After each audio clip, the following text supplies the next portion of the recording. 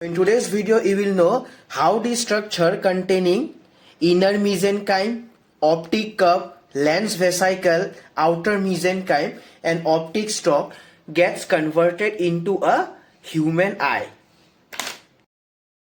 This is a normal human eye. So this is the revision of eye development embryology.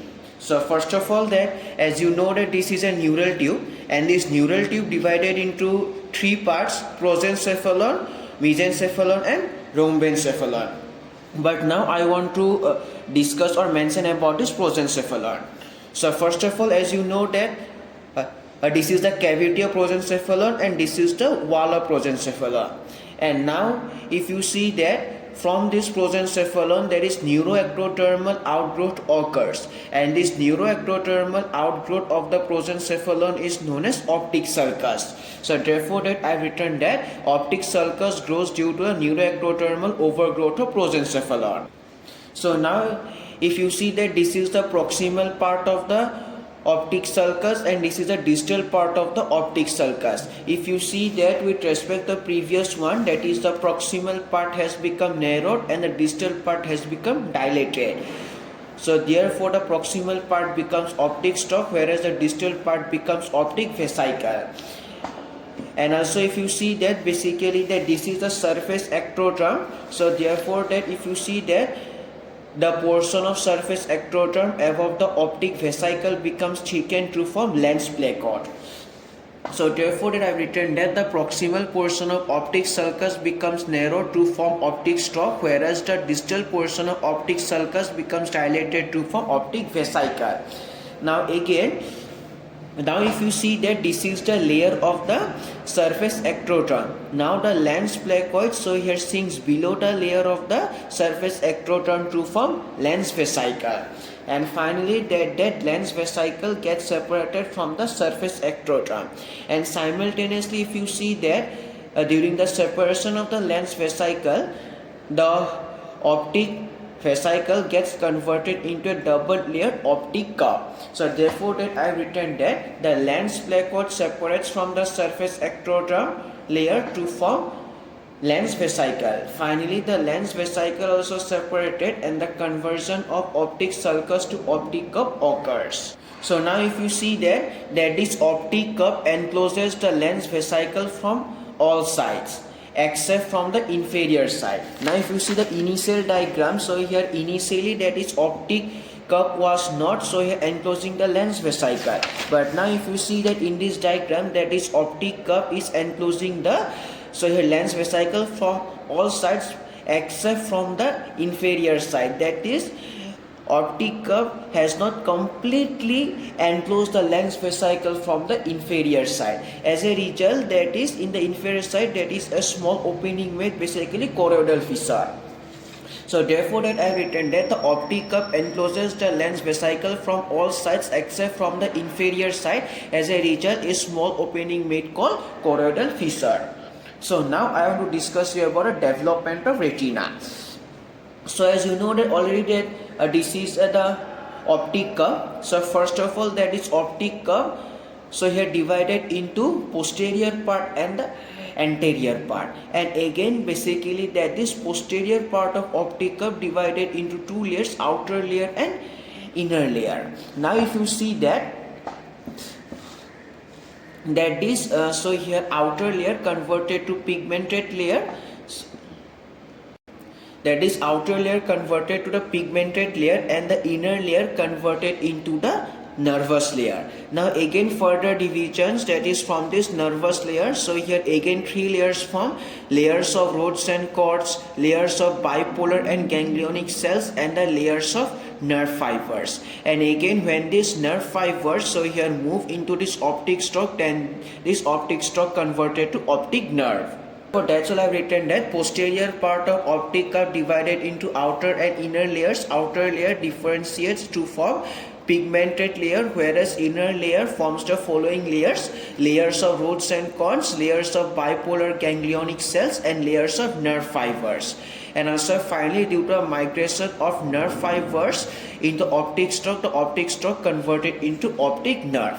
That's all about the development of retina.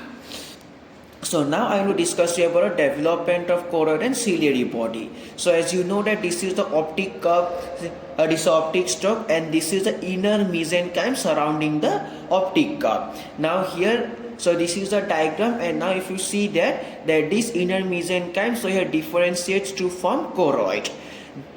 Now anteriorly it is connected to the ciliary body and posteriorly it is connected to this optic nerve, and the anterior extension of this choroid is basically ciliary body and iris. So therefore written that inner mesenchyme develops into choroid and the anterior extension of choroid leads to formation of ciliary body and iris. Now here if you see that in this again diagram, that this is the anterior part of the optic curve, and that this anterior part of optic curve extending into the iris. So therefore written that the anterior part of optic curve extending into the iris, and if you see that due to extension of this anterior part, you can see that, so here slowly that is anterior part extending, but initially there is no musculature in iris. But now if you see that due to the extension of this anterior part into the iris, so here musculature of iris, basically muscles of iris form, due to which contraction and dilatation of pupil occurs. So therefore I have written that musculature of iris made due to extension of anterior part of optic curve into the iris. Now the next part is about development of sclera and cornea. So friends, if you see that this is the optic curve, this is the inner mesenchyme surrounding the optic curve, and this is the outer mesenchyme surrounding the optic curve. As you already know that this optic curve develops into retina and the inner mesenchyme develops into choroid, but that this outer mesenchyme, so here develops into sclera. And again, just like choroid, so here the anterior extension of the sclera leads to formation of cornea, basically all the layers of cornea except the corneal epithelium, and posteriorly also that is sclera is continue with the optic nerve. So therefore that I have written that the outer mesenchyme forms the sclera, the anterior extension of sclera leads to formation of layers of all the layers of cornea except corneal epithelium. So now, so here development of vitreous humor. So again, so here this is the optic curve, optic stalk, inner mesenchyme, outer mesenchyme, this is a lens vesicle. So now if you can see that this inner mesenchyme, so here extending, migrating into optic stalk through this choroidal fissure.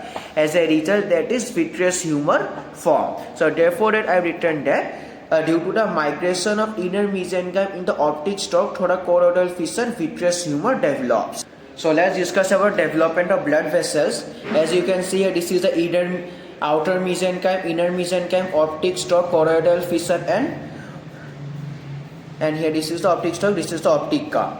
As you can see here, basically that this is the part of inner mesenchyme developing into blood vessels. So here it is migrating into the optic stalk by moving through the choroidal fissure. So therefore that I have written that the migration of the part of inner mesenchyme, so here into the optic curve through the choroidal fissure occurs. Now you can see here that basically that is closer, that is choroidal fissure is closed. As a result of the closure of this choroidal fissure, you can see here basically that this hyaloid artery develops and the vascular capsule of lens develops as the part of inner mesenchyme passes through the lens vesicle to form a vascular capsule around this lens vesicle, and then it also goes in the optic curve and then through the optic, and also it comes to the optic stalk also. So therefore that I have written that finally on a 33rd day of intrauterine life, due to closure of choroidal fissure, hyaloid artery form and vascular capsule around lens vesicle form, and these developments take place along with development of other body parts. So this is the final structure. So as you know that initially the lens vesicle was vascular due to the presence of vascular capsule around the lens vesicle, and hyaloid artery was there, and this hyaloid artery also goes into optic nerve to form other vessels. But later in fetal life, so here basically that this hyaloid artery disappears, and due to disappearance of this hyaloid artery, vascular capsule around the lens vesicle also disappear. As a result, lens becomes avascular from vascular structure. So therefore I written that initially the lens vesicle was vascular during the fetal life as it was getting blood supply from the hyaloid artery, but later in life, so here due to disappearing of the hyaloid artery, the vascular capsule around the lens vesicle damaged. As a result, lens becomes avascular from vascular, and this is the final structure. So this is the retina, choroid, sclera, ciliary body, iris, cornea, and this is the lens vesicle, but it is avascular now, and this is the vitreous humor. Now that this is the hyaloid canal, basically hyaloid canal persists. Now here hyaloid artery disappears, but other blood vessels which are supplying blood to the eye, they retain. So therefore blood vessels, so are supplying blood to retina, retain. So therefore central vein of and central artery of retina form, and they found in the adult eye also. That's all about development of blood vessels. So, and here basically the most important and the interesting question is that how lens becomes, so here avascular from vascular structure because of the disappearance of the hyaloid artery. So let's discuss about development of eyelids also. So first of all, you know that this is the lens vesicle, this is the cornea, and this is the structure of surface ectoderm above the cornea, and this is the below the cornea, and these two structures, they are responsible for the formation of eyelids.